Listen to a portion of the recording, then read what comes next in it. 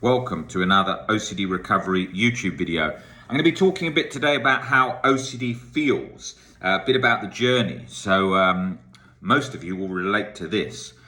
When you're in OCD suffering, you forget what it felt like to feel good in the past. And when you felt good in the past and you didn't suffer from OCD, mental health didn't even come into the question. You didn't even think about this. This was no thing to me. Well, bear in mind that I started suffering chronically from the age of 17. But if you'd asked me at 15, 14, anything about mental health, my answer about that, bear in mind I was 14, would have been like, oh, those are just people that think too much, mentally weak, that kind of stuff. That's what I would have thought at 14, okay? Even the fact that I feel anything like negative or positive on a day-to-day basis wasn't even factored in at that age. Everything was just nice feelings in the brain, just on a day-to-day basis. Of course, stress and anger, but never factored those in or thought about how those come into play in life. And then when you do start suffering, it's like the second you wake up for 1 second, you wake for 1 second, then suddenly your brain remembers the things that the false memories, the real event, the chronic guilt. You get that 1 second freedom before the brain recognizes, bang, then straight into it. So you're like straight into war, into a mental battlefield from the second you wake up, right? Which all of you will know all too well. So a normal person, a so-called normal person, a person who isn't suffering from chronic OCD, is thinking about the day and thinking about what they're going to get up to, normal concerns. But the baseline state in the brain is sort of calm, and it's sort of proactive and positive, and just a general goodness feeling, a general goodness sensation that the brain is sort of floating along. Those sort of brain waves are in that position where you're sort of a nice base layer, which kind of feels nice and robust and healthy. And then you have your thoughts and your thinking, and you're sort of got this buffer of sort of mental goodness that's there. When you're suffering from OCD, there ain't no buffer of mental goodness. There's instantly you're down the pit in your mind, you're down the hole. You're trying to sort of yank yourself out of that position. You're trying to get out of that position because you're feeling shit from the second you wake up, and you're doing everything to feel calm, compulsions, rumination, all this sort of 24/7 mental juggling, this sort of mental treading of water very fast, where you're like trying to keep afloat, looking like you're keeping afloat externally, but underneath it, there's like a huge amount of work going on in that sort of factory of the brain, which is just all those cogs churning. I'm trying to create a mental analogy of extremely hard working just to stay afloat. If that prior feeling of sort of the mental goodness I was talking about, in that situation, what you've got is you're not having to do anything. You're just sort of floating in that sort of, you're sort of being, you're sort of, I saw another quote, to use a lot of analogies here, because I think they work well when I've looked at things over the years in forums and way people describe OCD. And I always like when people say sort of like bathed in serotonin. That's what it feels like when you're healthily sort of going along in your mind. And then the sort of negative is the cortisol soup, as you often hear us talk about, where you're in this sort of complete stressful state. And that's what it feels like. So your baseline state's like that. And even if you're not that badly triggered that day, you're still feeling like chronic anxiety or chronic guilt simmering away in the background. Okay, so now we've created this picture using multiple analogies to create what that feels like. Now you're going about your day, so you go downstairs, someone says to you, do you want a drink? How are you doing today? Do you want a drink? And you're thinking, I feel like shit. What am I supposed to answer that? Yeah, I'm fine, thank you. Then you feel like you're lying, but you have to go along in life. You can't just go around all the time saying I feel like shit. That's not going to be so helpful. But you can guess the picture which is sort of being painted there, and then also you feel completely trapped, no way out, convinced if it's a real event that it's not OCD. You don't even factor in OCD. Like, that's the other thing. Like, people are like, oh yeah, I just tell myself it's an OCD thought, and like, this is what people say in books about OCD who definitely don't understand OCD. Yeah, I just tell myself, just tell yourself it's an OCD thought and then it'll go away. No, it's much more complicated than that. And when you're completely fused and utterly convinced something's real, it's OCD, it doesn't even come into the question. If you're absolutely convinced you've committed a really bad crime 10 years ago and you're going to jail imminently, or you believe you should confess imminently, you're not like sort of just going like, oh, it's just OCD, can I have a fresh orange juice please? Yeah, let me just go see that. Okay, I'll get the paper. No, that's not in the question. You're literally, your life is on this sort of conveyor belt for survival, where you're literally every second thinking like, how am I going to work this out? How am I going to get through this? Am I ever going to get off the hook? And it's like digging in deeper and deeper. All the things that we talk about not to do. But this is, I'm talking about in this suffering state, when you're in that cycle and you're not out of that and you're very much in it. This is what you're doing. And so you're not like, even if you tell yourself, yeah, maybe this is OCD, maybe not, your brain's like, no, this isn't. This is 100% real. Stop trying to give that cop-out excuse that this is OCD and just get yourself off the hook. That's what it feels like. Mine was predominantly sort of chronic guilt-based real event OCD. So it was like, every other thing I thought, oh, when I learned about OCD, I was like, oh yeah, that's OCD, I can see that. Not this one. You're not allowed a second's chance. You're not allowed to even breathe. That's what it tells you. You're not even allowed to breathe for 1 second. You're not even allowed to feel good for 1 second. You're not even allowed to, if you feel good for 1 second, you should feel ashamed just because you are feeling good for 1 second. That's very hard to understand if you don't have OCD, what all of this feels like, because this is a sort of, so many things sort of hitting you from all angles. It feels very complicated. Now, all that's actually going on there is irrational beliefs and fear. And once you break those down and you have an understanding of it, then it all sort of pulls away and gets less and less.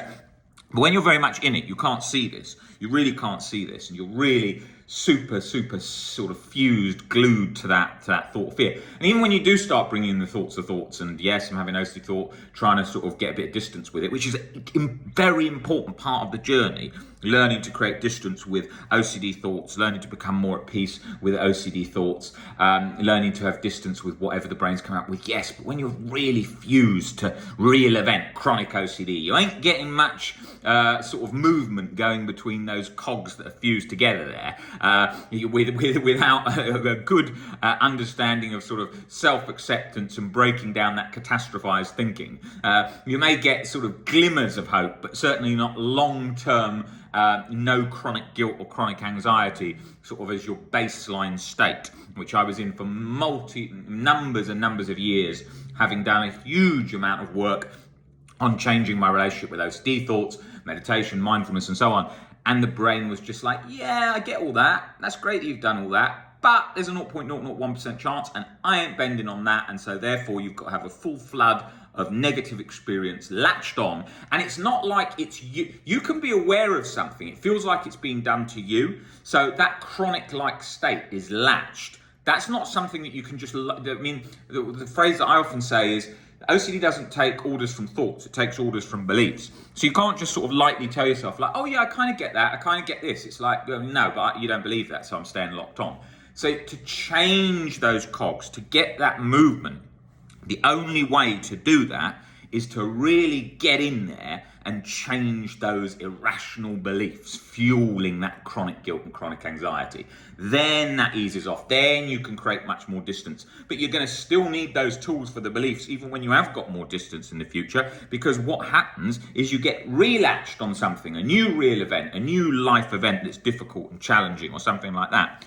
So there's so many things. Now, OCD, if you don't have it, it's very hard to understand this, because we take good mental health for granted. Of course we do. I've got this injured shoulder, I said in the last video, and like now that I'm doing weights, I think, oh yeah, I can't do that, or I can't do this, or whatever.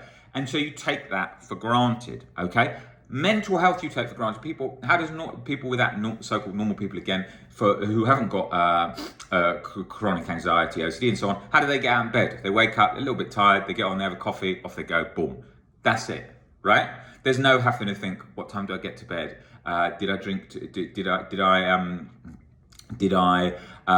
Is my life structure good for mental health? Have I done work on beliefs? Have I thought about my thinking? There's none of that. There's just Go about life. Okay? Now, that's a key part of OCD recovery too, going about life. But when the baseline state is, like I said, bathed in serotonin, you don't need to do anything. Same as like somebody who's been working out for years, is in great shape. If you say to them right now, do you want to just go for a run quickly, then come back and we'll do these weights? They'll be like, yeah, no problem. All the body flows through the run. There's not this. Look, of course, anyone who's training a lot has niggles, injuries. I'm talking about in the general sense. Goes for a run. The brain's connecting well with the muscles. Everything's firing well. They're not feeling out of breath. They know the states that they're going to experience. They sort of go along in that jogging cycle, which they get into a nice, comfortable feeling where they've really got how everything's going, and the mind feels good and the body feels good, and they like that, and that becomes what they do. Then they come home, then they do the gym, whatever, they do the weights, all the muscles flow between the movements. Or the next day, muscle soreness is about 1 day or whatever, and then it goes off. They don't feel any strains or really sharp pains. They don't find the whole body trembling and shaking as they move between movements because the core or something they barely ever work it, so they're trembling, and then their arms are. They're finding it very hard to even do the movements, and they don't know what to do, and they're all just as you imagine someone who's new in the gym, where the movements are sort of kind of a bit erratic and off and trembling and so on, because the brain and the muscles aren't connecting properly together because they don't know the movements they're going through. Same as someone who's learning skiing. Now, that's the same as with OCD and health and all these things and habits. Once you're healthy, you just get up, off you go about your day, good, things work out, go to the gym, whatever. OCD, you're fatigued before you go to the gym, super fatigued, you're maybe so fatigued you just want to lie down all the time, you're feeling physical symptoms, trembling, palpitations, so you get on a treadmill in the gym, your heart's got palpitations, and then it's feeling off, and then it's feeling like a sort of machine gun in your chest, then you're over sort of sweating, sort of hyperhidrosis, even when you're not even working out that much, or your muscles are so tight in your neck and back when you're doing the weights, just because the anxiety is firing up and stiffening all those muscles, that kind of stuff, right? That is what it feels like when you're going through mental health. But you can't see that on the surface. You can't see that. You can't see that if you haven't got OCD. I can see that pretty well in most people because I've got a sort of trained eye for seeing it because that's what I'm focused on, OCD. I'm not focused on some other condition. I'm focused on OCD, so I can see the things, the telltale signs, the glazed look where it looks like the person's checked out, where they're sort of looking through misted glass, sort of half looking down. You can see they're completely fused and engaged with thought, and they're just giving answers back like, "Are you all right? Yeah, I'm all right. What are you up to today? I don't know, stuff."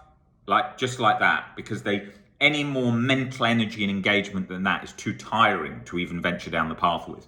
So I am very aware of those things, those cues, the tense back, leaning over, the lying on the couch, just watching Netflix, all these things. You can spot all these things. Now, of course, you can spot those in the general overworked population, but I'm talking about in OCD, I can spot these things that are telltale signs because I had OCD and I know what it's like.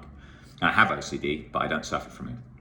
And that's the core difference as well. What people often say is they're like, "Oh my God, what if there's no cure? It's going to be terrible." No, I can't tell I've got it. It feels like factory reset. Same as if you have asthma and you think of these athletes that are triple gold medalists but have got asthma. You see that, right? You see those guys.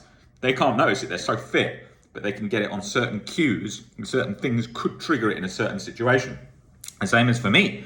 If suddenly at the beginning of COVID, when COVID kicked off, I noticed myself just compulsions starting to start. And then I thought, there we go. And then boom, out of it. But I had to be aware of it and watch it. Same as an alcoholic who's been sober for 20 years, he still has to be aware of it. Might not notice it day to day at all, but it still has to be aware of it. So that's why it's not healthy to say to people like, "Oh yeah, you can just get rid of OCD completely," because then they are vulnerable to setbacks. And people are so tempted to always give people like that kind of reassurance, like, "Oh yeah, you can completely get over it." Yes, you can recover, but be careful with the language, not to say cure or it completely gone forever and never bothers you ever again for even a second. It's not realistic, but people say it because it's sort of a spiel that gets people thinking like, oh wow, that's great, and feel comforted or whatever. And that's not good, because it's not a real fact. With alcoholism, if you said to someone, get over it, fine, what are they going to do? They're going to go and have a drink again. Not a good plan.